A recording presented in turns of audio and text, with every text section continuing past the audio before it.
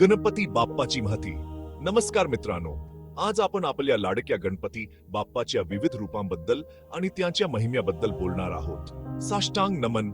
हे माझे गौरीपुत्रा विनायक, भक्तीने स्मरता नित्य आयुकामार्थ साधती. या ओवीच गणेश बाप्पाची महती सामावलेली आहे. चला तर मग एक एक रूप समजून घेऊया. वक्रतुंड म्हणजे वाकड्या तोंडाचा. हा रूप आपल्या जीवनातील अडचणी अडथळे दूर करण्याची गणपतीची शक्ती दर्शवतो. जेव्हा कधी अडचण येते तेव्हा वक्रतुंडाचे स्मरण करा आणि पहा अडथळे कसे दूर होतात. एकदंत म्हणजे ज्याचा एकच दात आहे.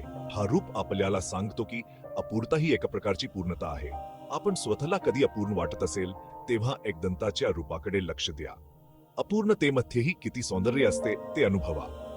कृष्ण पिंगाक्ष म्हणजे गडद लाल डोळ्यांचा. हा रूप आपल्याला दृढ निश्चयाचे प्रतीक आहे. जेव्हा आपल्याला मार्गदर्शन हवे असते तेव्हा कृष्ण पिंगाक्षाचे स्मरण करा आणि ध्येयाकडे वाटण्यासाठी दृढ निश्चय बाळगा. गजवक्र म्हणजे हत्तीच्या तोंडाचा. हा रूप आपल्याला धैर्याचे प्रतीक आहे.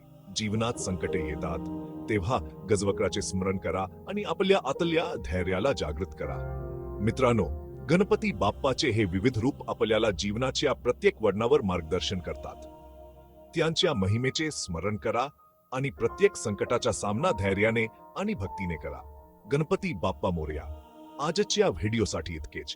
आपले विचार कमेंट बॉक्समध्ये नक्की शेअर करा. आवडल्यास लाईक आणि सबस्क्राईब करायला विसरू नका. पुढच्या वेळी भेटूया. तोपर्यंत गणपती बाप्पा मोरया.